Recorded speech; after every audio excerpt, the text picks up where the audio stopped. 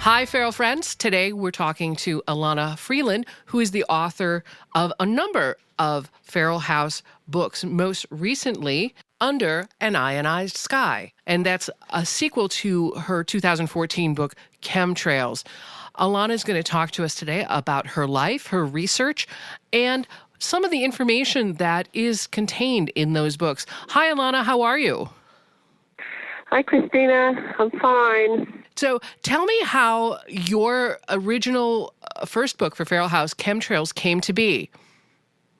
Yeah, the title, even though it's really a mouthful, is actually Chemtrails, HAARP, and the Full Spectrum Dominance of Planet Earth. It's important to have all three because even I, years ago when I first started researching all of this, for some other books I was writing that were not associated with Feral House, I had the two separate files for Chemtrails, one for Chemtrails, one for HAARP.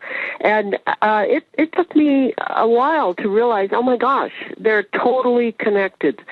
So that's why the title is that. And I don't know if you know this, but it's really Adam Parfrey who asked me to write the Chemtrails HAARP book.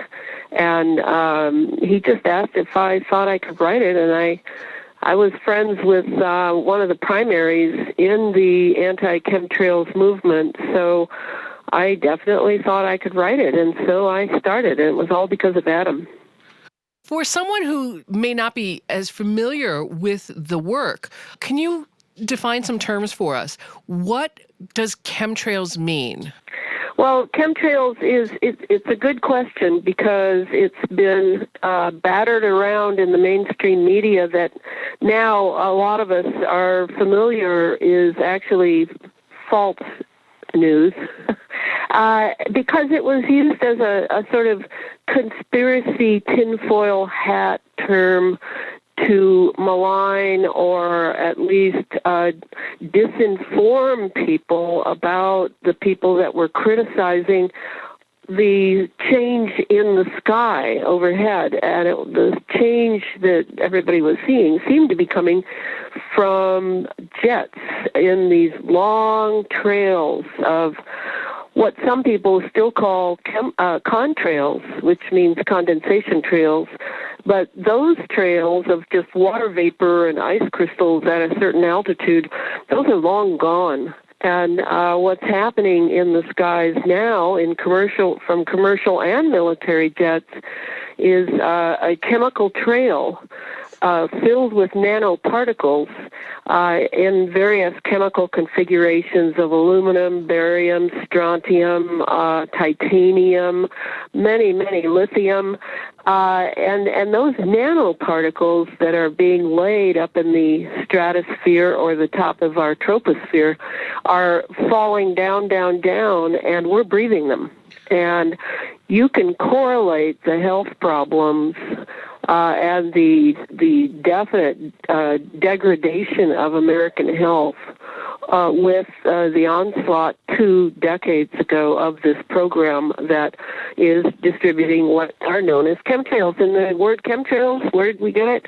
Hey, we borrowed it from the U.S. Air Force Academy manual. They're the ones in 1990 who had the term, and it was also in the executive summary of the HAARP project, which is the high-altitude auroral research project up in Gakona, Alaska.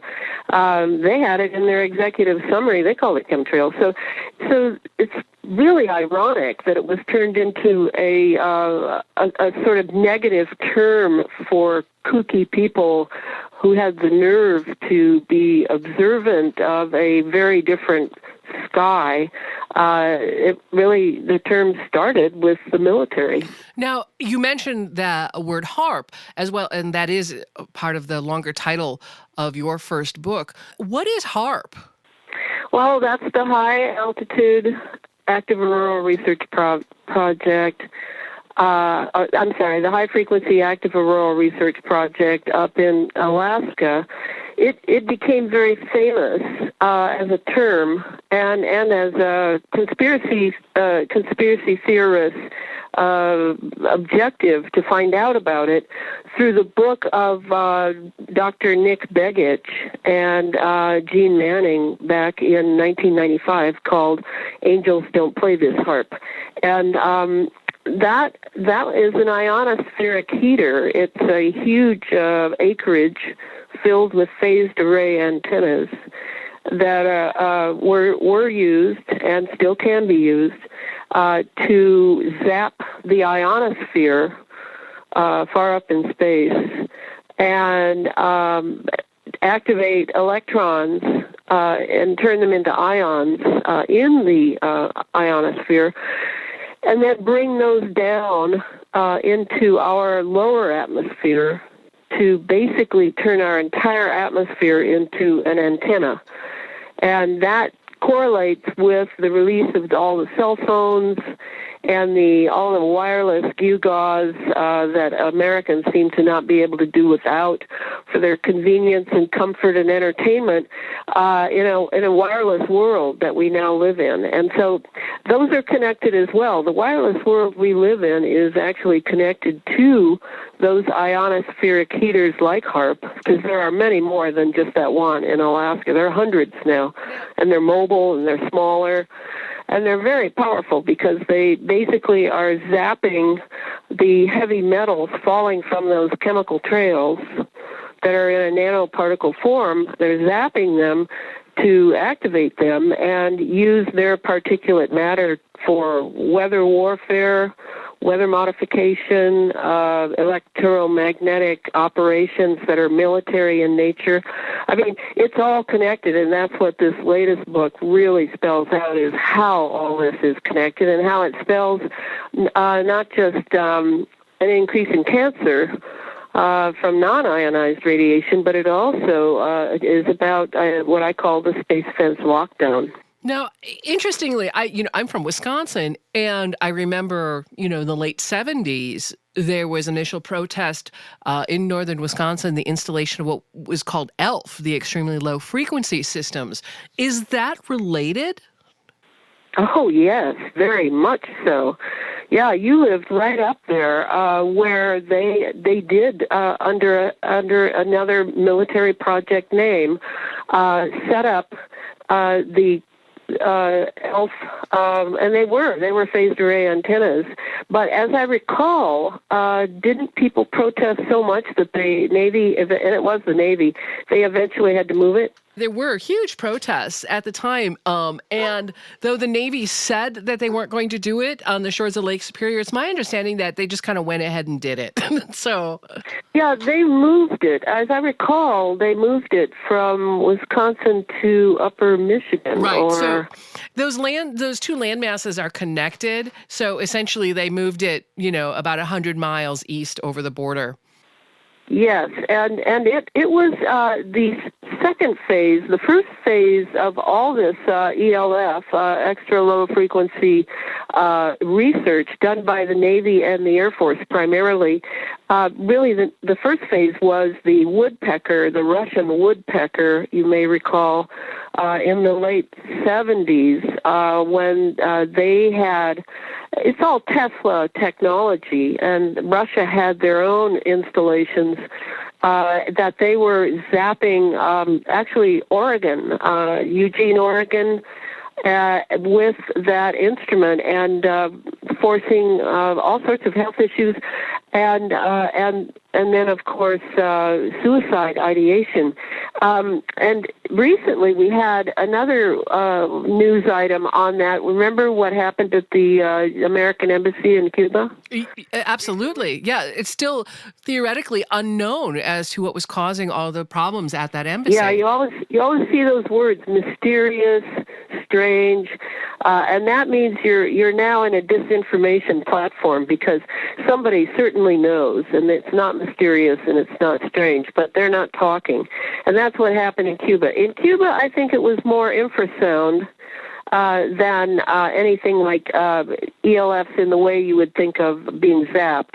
But same technology. I mean, this is directed energy weapon technology. All of it. The ionospheric heaters, the chemtrails are simply essential, and they're flying every day. They're still doing it. They're going to keep doing it in order to fill the atmosphere with conductive nanoparticles of metal, so that they can do all these ELF type operations. Now, I mean, the question just begs to be answered. Why? Why is our own government, why are these scientists doing this type of work? Well, for global dominance, what I call in the first book and the second, full spectrum dominance, that's actually a military doctrine of full spectrum dominance. And what they want to dominate, besides all of society now, for another reason, is they want to dominate the electromagnetic spectrum. History is going to look at our era as the beginning in the last 50 years of an electromagnetic era. The really sad part is that people are not being informed of this, because they are experimenting at all levels with this technology, and a lot of it is ionized. So we know gamma rays produce cancer. You know, we had the Manhattan Project, so we know how ionized radiation produces cancer, but people don't really know how non-ionized radiation does too, just over a longer period of time. Like the cell phones. I mean, it's like carrying your own weapon system around with you. I mean, I don't own one. I don't know anything about them, and I don't want to know anything about them, because I always jokingly tell people I'm not important enough for someone to know where I am 24/7. But really, I don't want to carry a military weapon around with me by which I'm being pulsed and my emotions are being manipulated. That's what's going on. No, I don't know if you've noticed, but the people who are addicted to their cell phones, like many young people, something's going on with them, and it's not just that it's fascinating and attractive. They are being pulsed because this atmosphere that we're now breathing is ionized all the time, which means it's available for wireless operations of the most sophisticated technology. So, you know, people are not being told, and that's why I write these books, even though I know this is an era where hardly anyone reads. They're just used to little sound bites and used to calling their emotional way of looking at things thinking, which is not thinking.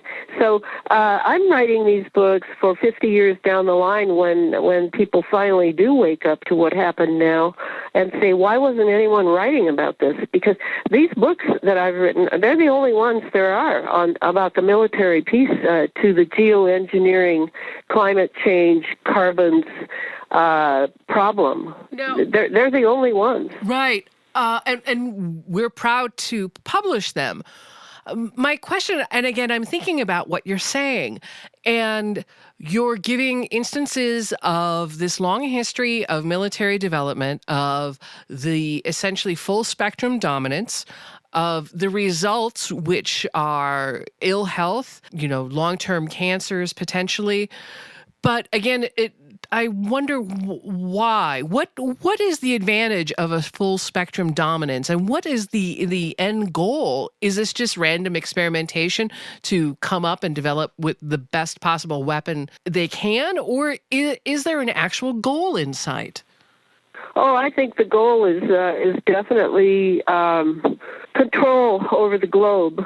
This is the New World Order. This is what they always meant by it. This is what they used to call internationalism, globalization, sustainable development. All those UN buzz terms are all about full spectrum and dominance. And dominance means control. Doesn't just mean you can influence, because we are being influenced. No, it means control all the way down to your nervous system, my nervous system, and our genetics. So it has to have a transhumanist singularity objective. These global elites, and they're the ones that I lay this at the door of. Even though I talk about the military-industrial intelligence complex, I always use that term, thanks to Eisenhower. But it gives you a sense of how big this is and how they are working for global elites whose dynastic families for centuries, in some cases, and wealth demand a real control over not just the resources of the planet, but the entire human consciousness that we have had for thousands, millions of years. They want to own that too and dominate that too. And now, because we are resonant beings, we operate off of resonance, we will resonate with whatever electromagnetic frequency is in our environment and affecting us. That's the problem. So you're carrying a cell phone around probably, and you are resonating to the frequencies going over that cell phone. That's how they're going to get into our nervous system, first by having us inhale and ingest these nanoparticles of heavy metals, and along with them, trillions of sensors that they've released in the stratosphere. We've breathed those in too, because they're nano scale also. So we have all the infrastructure they need to get right into our bodies and brains, going past the blood-brain barrier. They can get right in there with their remote instruments. And do what? And control us and turn us into a slave population. I really think the slave population is already being built. I don't think this is futuristic at all. This is happening now. It's just that because people are involved in their lives and they're still weaning themselves from believing that their authority figures really care about the population, which they don't. People are not paying attention to how these electromagnetic items of convenience and comfort and entertainment are really the demise of their humanity.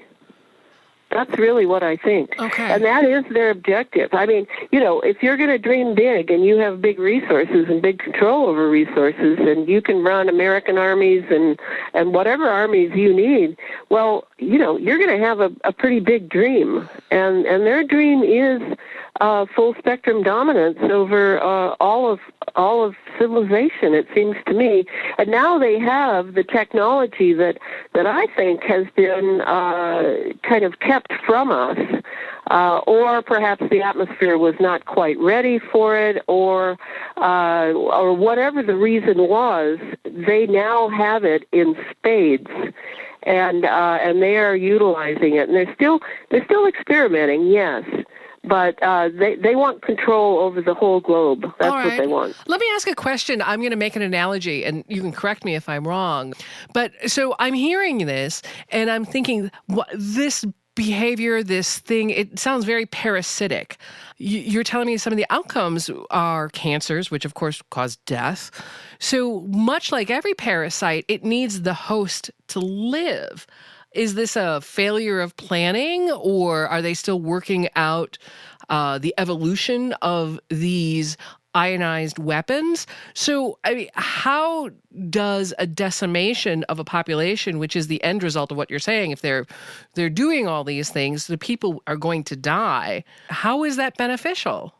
Oh, they don't care that there's a high death rate. As we know, depopulation is always on their mind as well because they feel there's too many of us. So to use us for the experimentation, we're in the transition phase now. And what they want for the future is not a human being like we are now. They want to change that. That's why the 5G is being rolled out in part. 5G is going to be millimeter waves, and millimeter waves are right there with DNA manipulation, because our DNA is really nothing more than a little handy antenna that's picking up all kinds of frequencies, and it's their objective to turn us into cyborgs and merge us with machines. And those machines don't have to be in the room with us, like my computer is sitting here, and this phone is here, and my printer is here. This can be remotely done. This can be done from satellite, 22,000 miles up. This is the sophistication they have of the machines are now ready to merge with our DNA on a scale by which we would be controlled and would basically be an extension of a large artificial intelligence that was running the infrastructure of the planet that they're now, our planet, they're now turning into a machine. Well, you're we're painting plugged in already. You're painting a terrifying picture of the future. I really am. I'm trying to wake people up. So, of course, we want folks to read your books. We think that's education is always a good protection against anything. But what should people do if this is something that's concerning to them? They're hearing you and they're thinking, what can I do to protect myself from this? Well, the first thing is knowledge. I mean, knowledge is power. Scientia est potentia. I don't mean that it's like getting a degree. I don't mean knowledge like that. I mean knowing your enemy. We're in a spiritual war here for the future of humanity, as far as I'm concerned. Why else am I dedicating years of my life to this? I had no idea. I had no idea what I was entering when Adam asked me to write that book on chemtrails. I had no idea. I was an innocent. But now I'm not an innocent, and so I feel that if people can just get back to reading, you're not going to get this from a video or a soundbite. You're going to have to really understand the technology that is around, and that there's no way we can go back. You can't just burn all the cell phones. You have to go forward, and the first thing is to learn the condition, the real condition, not the pampered old American lifestyle of entitlement, where we're taking niobium from Africa, and children are dying because we're taking the niobium. We need the niobium for all these video games and cell phones. We have taken resources from around the planet with no thought of the cost to the nations we take them from. We've allowed corporations to rape and pillage this planet. It's time we woke up and really looked at our lifestyles to say, whose backs am I standing on? And what's going to be the blowback because I've allowed this now for decades. I mean, decades.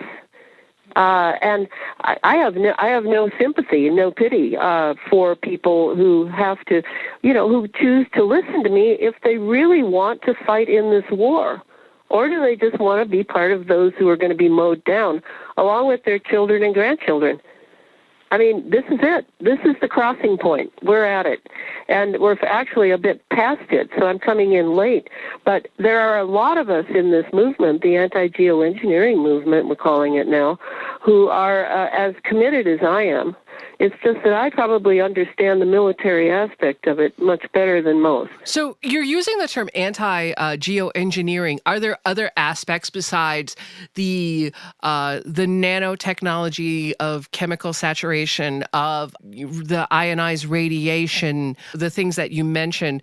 Are there other elements to this master plan? Well, there are other elements that people are pursuing. They're pursuing GMOs as a system of a delivery system as well, along with the jets, along with the sounding rockets. They're spewing lithium over us, and again, on a nanoparticle scale.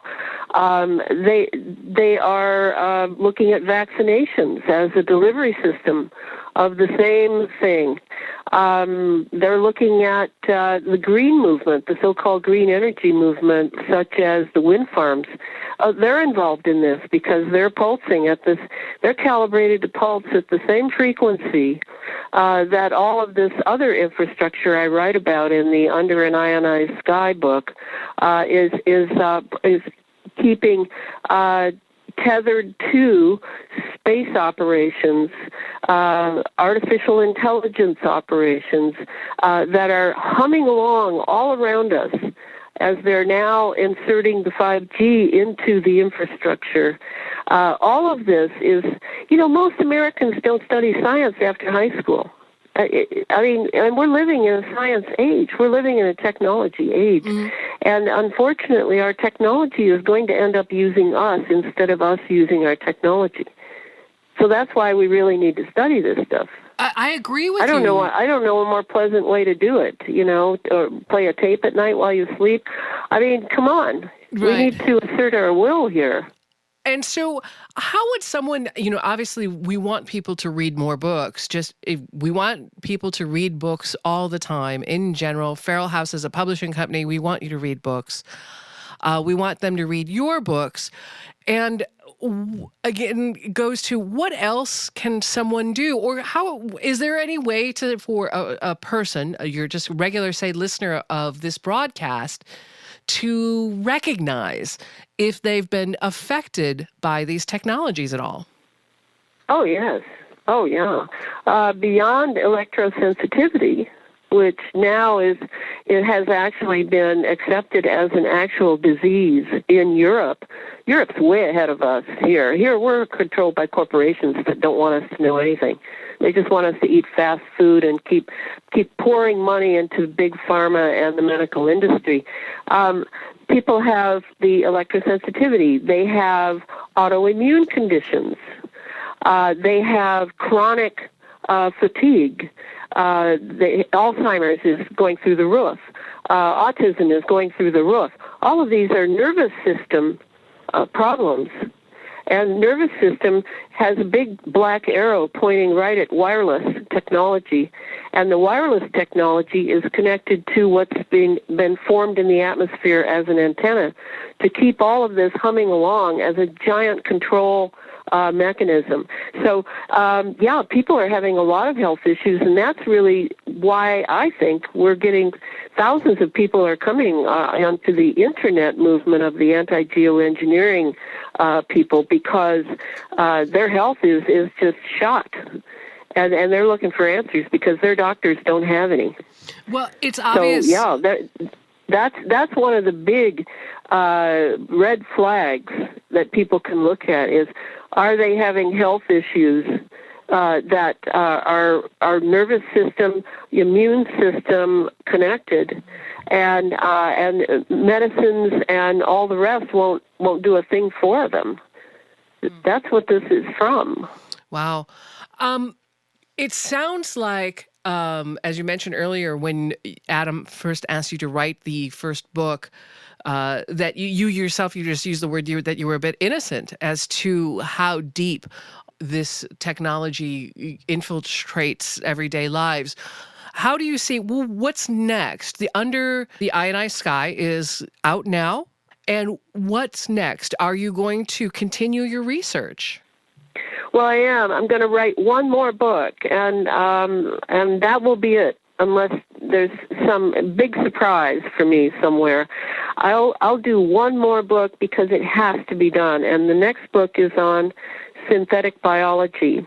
And I see it as the third book in this series that I've written. I didn't know I was writing a series, but I see now how they're all connected. And the final piece is, yes, to spell out how synthetic biology and that includes optogenetics, it includes neuroengineering, it includes the targeting of thousands, hundreds of thousands of individuals who are the guinea pigs for all this technology that is basically remote control of people's nervous systems.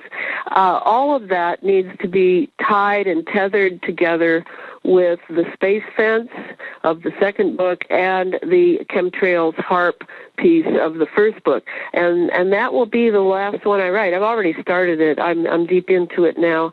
I hope it'll just take a year to write, and then I'll probably be knocking at Adam's door again for that one.